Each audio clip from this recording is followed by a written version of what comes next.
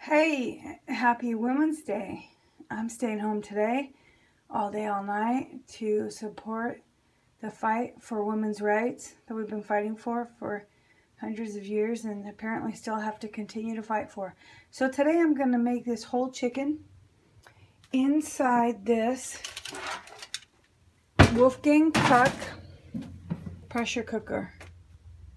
Slow pressure cooker oven by Wolfgang Puck. I'm going to make a series of videos and then I'll combine them all so you can see how it comes, and I know it's going to be delish.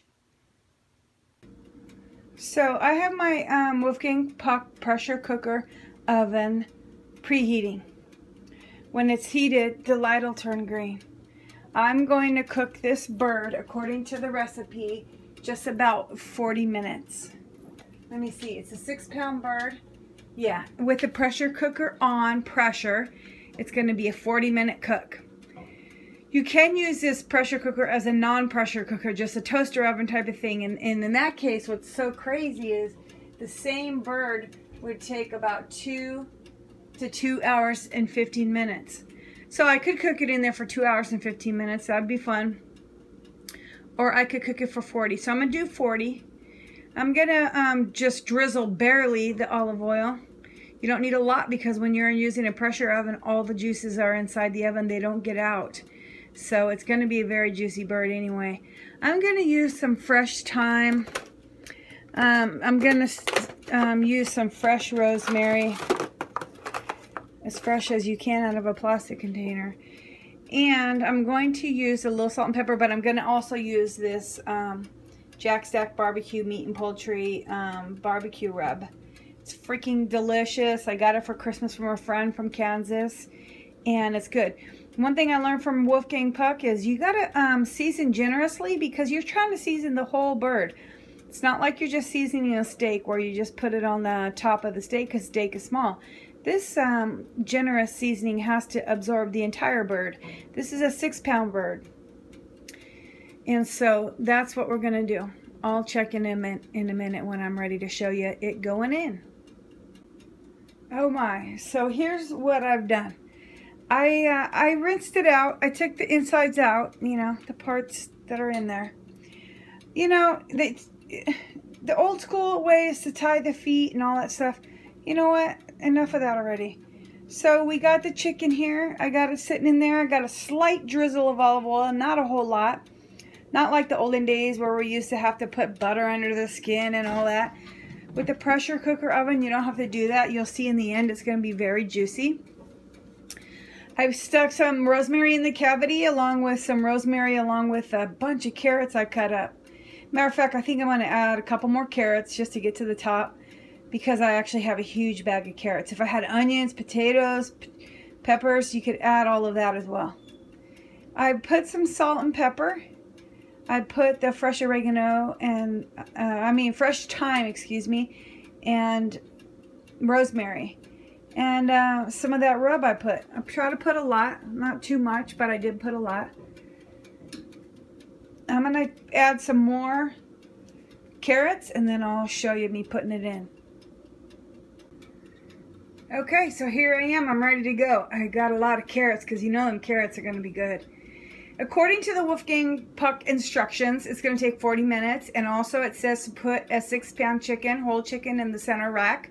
So I adjusted the rack. Another thing I wanted to mention to you is the danger zone, the temperature danger zone. So there's a certain zone of temperature that your meat or poultry cannot be in for extended periods, or it could start to grow bacteria. The danger zone is 40 degrees to 140 degrees. So if you're, like, it's sitting here on the counter, it's definitely in the danger zone. I went to a food serving class, a food education class, but it was 15 years ago. And they said, like, chicken can be in the danger zone for like 2 hours at the most. And that's including the time at the store. If it's sitting, it's got to be totally refrigerated, if less than 40 degrees. That includes the time that's in your grocery cart. All that time is added together, and it includes the time it's sitting on your counter, etc. So you definitely want to get it out of the danger zone. The danger zone for poultry is 140. I believe, and I'll confirm in a minute, that poultry, as a matter of fact, I'll confirm it right now. Poultry, when it's done, it's at 160, I think. Whole poultry is 165. So you're going to use a meat thermometer if you have one, because you're going to want to make sure that the chicken is cooked. Yeah, 165. This is a slide dial. You can slide it anywhere, so that way it's there. So when you stick this in your chicken, somewhere in the meat section of your chicken without touching a bone, you'll get the temperature, and you want to make sure it's in 165, and that means it's cooked. So let's put this in.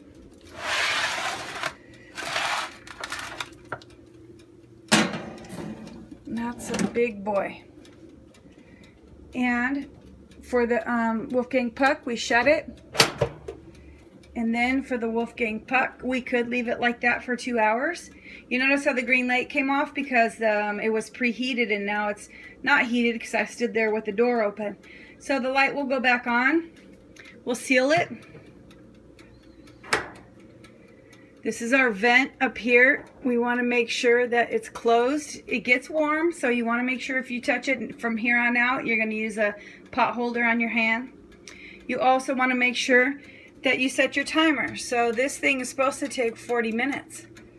So that's all I'm going to do is let it go for 40 minutes. Sealed. Roast. We're having a roasted chicken at 450. Let me confirm. What I'm looking at is this on my refrigerator. It's a chart that came with the pressure cooker, and it tells us exactly. So the whole chicken was 5 to 6 pounds. And here it shows the recommended temperature is 165. So that's good. That means that if you stick a thermometer in it, it should read 165, and that means it's done. If it's less than that, it's not done. It's going to take 2 hours to 2 hours and 15 minutes. Temperature 350. So I'm going to turn it down. Oh, that's standard mode. So standard mode, which we're not using right now, is 350. So if you cooked it in a regular oven, in other words, it'd be 350. 2.5 hours. This happens to be a small oven, so your oven may vary if it's bigger, which obviously a regular oven is bigger. A pressure mode, which is what we're using. We're using pressure mode, and it's going to be for the 5 to 6 pounds, 40 minutes at 450. So we're ready to go. So there it is. And I think we're just going to let it ride. When it dings, unless I smell something burning, I'm going to let it go. Alright, I'll let you know how it comes out. So I want to let you know there's still time on the clock, but it's just making that noise that makes me nervous. So I'm going to do what the guy said, which means it's not closed all the way, the vent. So on top it says hot steam, be careful, vent. So I'm going to put the mitt on, of course, and I'm going to see if I can seal this up so the sound will stop.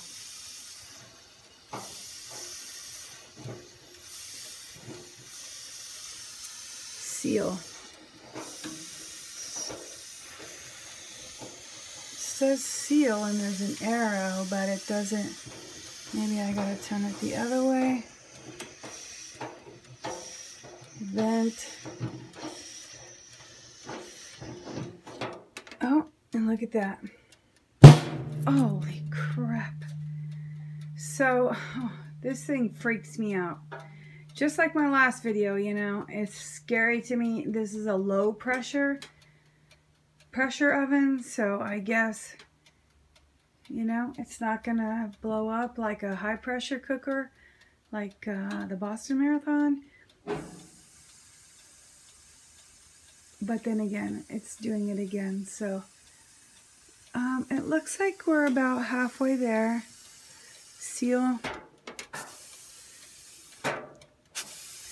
So whatever, I'll just leave it like that.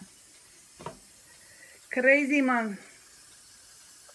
I just want to add this short little clip because on my last video the guy said I didn't have it sealed properly.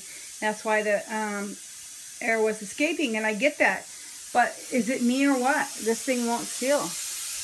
You know, the arrow is there. Now I think it's escaping because it's a low pressure oven, so it's not going to hold all the air in. But I just want to make a note that it says seal and it's there. It will not. Oh, son of a gun. Anyway, so it's hot. What can you do?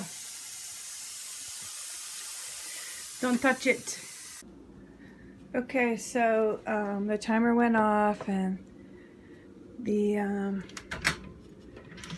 chicken has sat for 4 or 5 minutes here. So you vent it out. Jesus Christ, this fucking thing. I'm sorry. I can't stand it. I really can't stand that. It scares the hell out of me. This has to go up.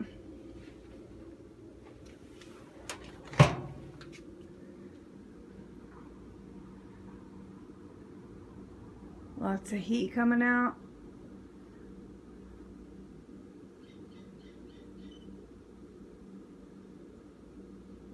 Lots of heat coming out. I'll be honest with you, you know what? This thing scares the shit out of me. It really does. You should see when I lifted that handle, how my body was facing the other direction, like as if I didn't want it to blow my guts out like a bomb. So it is steaming a lot. I think I'm safe to open the door. Let's go ahead and just make sure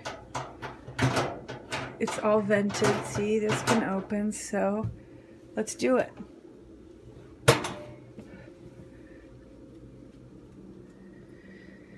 So what I like to do is put a board there. Now, according to the instructions, it should be good. It looks good. Look at that. You know, I do give the company that made the oven credit for the technology, you know. But maybe I shouldn't be using the pressure part because maybe it's just too stressful for me. So you put the thermometer in, and I move that manual slide over there to where it needs to be. And it's going. It's going there, so it's actually almost 170. So it's cooked for sure. It's cooked for sure. You put the thermometer into an area where there's meat and you don't touch it on a bone. I think the bone would be hotter. So as long as it's staying above 165, let's put it in the leg here. We're good.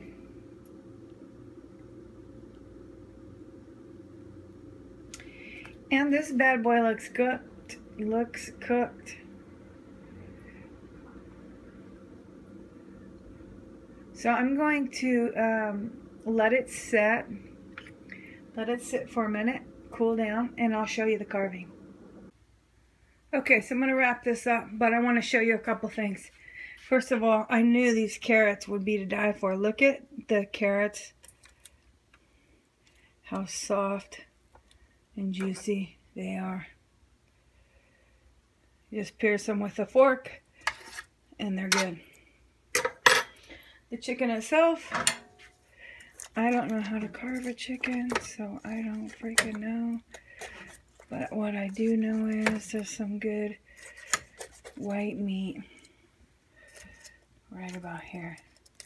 It's definitely cooked. It's definitely juicy.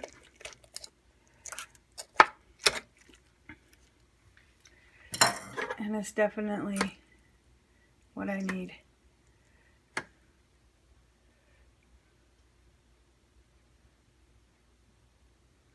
Still steaming hot. Have a good day, y'all. Give me comments, huh? Should I stop doing this? It's scaring the hell out of me. Bye.